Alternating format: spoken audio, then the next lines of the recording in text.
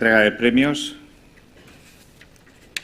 Premio al proyecto de investigación en medicina clínica a la doctora Irene Corrales Insa por su trabajo Abordaje de las bases moleculares en los trastornos plaquetarios congénitos, integrando en el estudio del genoma, el transcriptoma y el uso de la inteligencia artificial.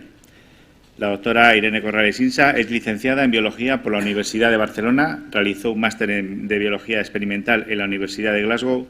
Desde 2006 trabaja en el Banc de Sang i Teixit de Barcelona, combina la actividad investigadora y asistencial en el Laboratorio de Coagulopatías Congénitas y es la responsable de la plataforma genómica del Banc de Sang i Teixit. Recoge el premio Irene Corrales Insa.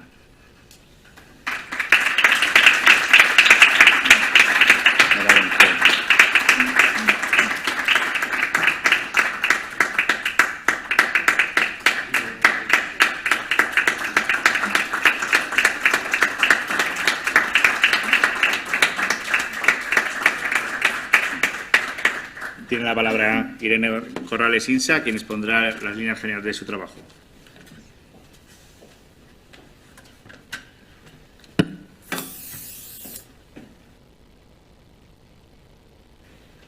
Bueno, antes de nada, muchísimas gracias a la Real Fundación Victoria Eugenia por ofrecer la posibilidad de estos premios que, como bien ha dicho Belén, pues son un impulso muy importante para la gente que hacemos investigación y son de vital importancia en estos casos. También, evidentemente, agradecer al Tribunal Evaluador por premiar nuestro trabajo para el premio de investigación de este año, ¿no? Y muchísimas gracias a todos. Bueno, voy a empezar hablando sobre las plaquetas. Las plaquetas son pequeños fragmentos celulares cuya función principal es el mantenimiento de la hemostasia. Ante un daño endotelial, el colágeno expuesto activa estas plaquetas que hacen que se produzca un cambio conformacional y una serie de señalización intracelular permite la liberación de gránulos y la exposición de fosfolípidos en la membrana. Bien, esto promueve la agregación plaquetaria, el reclutamiento de los factores de coagulación que harán que se produzca fibrina y que generen el tapón hemostático que evitará la hemorragia. Bien, en una situación normal las plaquetas se originan a partir del megacariocito y es, como hemos visto, en el momento en que hay una lesión que estas plaquetas se activan y hacen su función hemostática. Pero, sin embargo, en los casos que existe trombocitopenia, el proceso de síntesis de estas plaquetas no se produce correctamente. Por tanto, en el momento de la lesión no habrá suficientes plaquetas para ser activadas y no serán capaces de frenar la hemorragia. Por otro lado, sí puede haber una síntesis normal de plaquetas, pero que la activación o la función de esas plaquetas no sea correcta y, por tanto, no sean suficientes tampoco para hacer su función.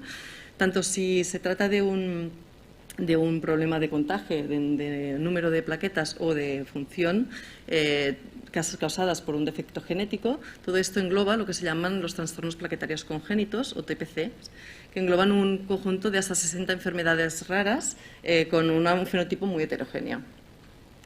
Bien, ante la sospecha de un trastorno plaquetario congénito hay un algoritmo diagnóstico que se inicia en la consulta del médico, ¿no? Haciendo un reclutamiento de los datos clínicos, una caracterización fenotípica de estos pacientes, seguida por una serie de estudios de laboratorio para determinar la funcionalidad plaquetar. Pero muchas veces esto no es suficiente para determinar cuál es la causa del sangrado de la enfermedad. Por tanto, muchas veces es necesaria la secuenciación de genes candidatos para identificar el defecto molecular que está causando esta enfermedad y permitir un manejo correcto de los pacientes. Pero este algoritmo diagnóstico se encuentra con muchas dificultades a lo largo de las diferentes fases. Para empezar, el diagnóstico clínico puede llegar a ser complejo, dado que la relevancia clínica es muy variable. Estos pacientes pueden presentar desde episodios de sangrado mucocutáneos o hemorragias más graves, pero también pueden incluir trastornos multisistémicos o incluso malignidad. Será necesaria también una historia familiar asociada y una valoración objetiva del sangrado en estos pacientes. También las pruebas de laboratorio necesarias para determinar la funcionalidad plaquetar son muy extensas, son laboriosas y no todos los centros tienen a disposición poder desarrollar estas técnicas para una buena caracterización. Esto, ligado a que muchas veces es necesario el estudio genético y que hay muchos genes que están relacionados con estas enfermedades, dificultan muchas veces el diagnóstico molecular en estos pacientes. Tradicionalmente, durante años, el diagnóstico molecular de los trastornos plaquetarios se ha centrado en el estudio por secuenciación tradicional de Sanger de aquellos casos más frecuentes, como son el síndrome de Bernard-Soulier, la trombastenia de Glanzmann o la enfermedad de von Willebrand de tipo plaquetario. Todo esto, esta heterogeneidad fenotípica, la disponibilidad de estas pruebas de laboratorio para una buena caracterización e incluso el hecho que a veces no hay consenso a la hora de su clasificación hacen que el diagnóstico de estas enfermedades haya sido complejo durante todos estos años. Bien, el advenimiento de la secuenciación masiva cambió un poco el paradigma para el diagnóstico genético de estas enfermedades. La secuenciación masiva es una tecnología de secuenciación que ha sido y es todavía muy disruptiva, que es capaz de secuenciar genomas completos a unos costes muy reducidos, y esto ha acercado el diagnóstico genético pues, para muchas enfermedades hereditarias.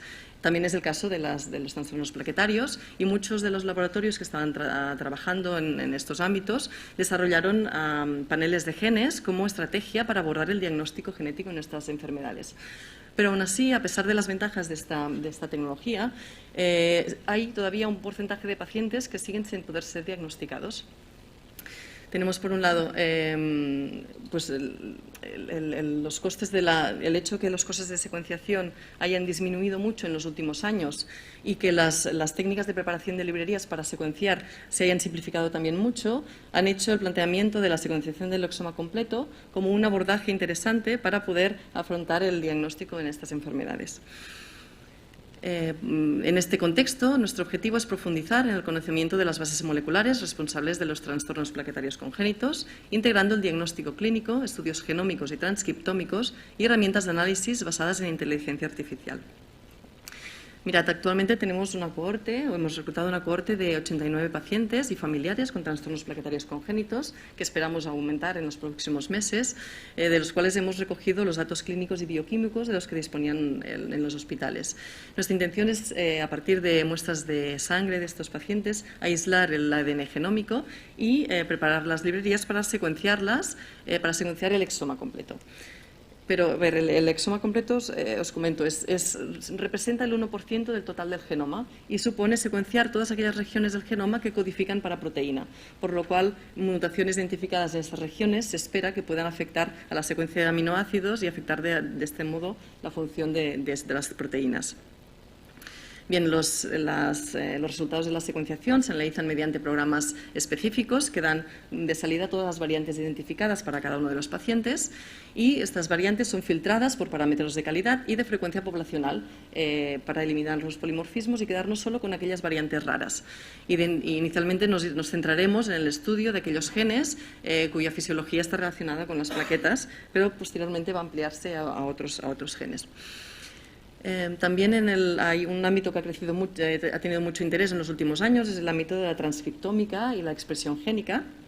Y es que en aquellos pacientes en los que la secuenciación del exoma no es informativa, no nos da variantes candidatas, el estudio del RNA nos puede ofrecer una orientación sobre cuáles pueden ser los genes que se ven afectados en estas enfermedades.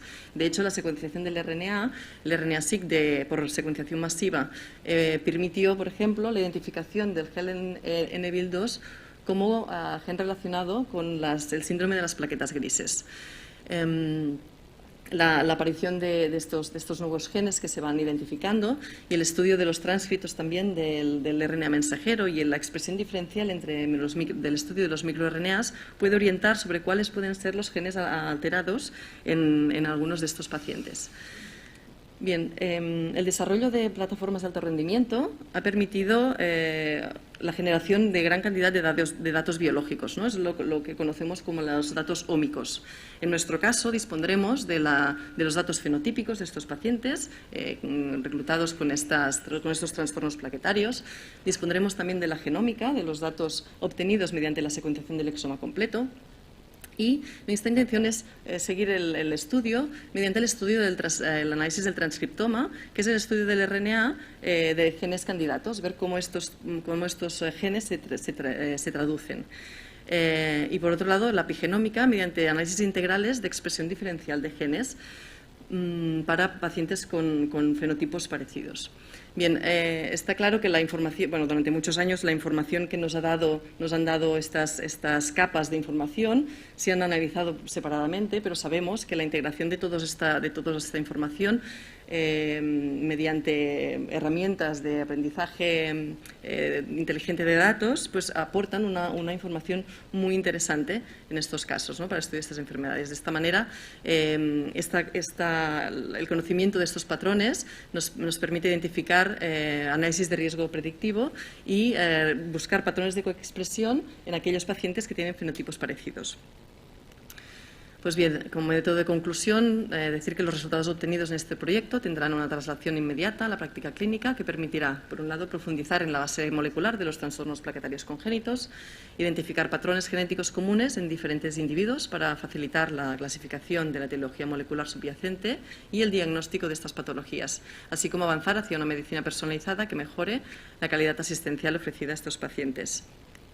Ya, pues para acabar, solo me queda agradecer a todos los investigadores y los hospitales participantes, a todos los pacientes y familiares, sin los cuales, pues evidentemente, todos estos estudios no serían posibles, al Instituto de Salud Carlos III y a la Fundació Privada Catalana de l'Hemofília, y también a todos ustedes por su atención. Muchas gracias.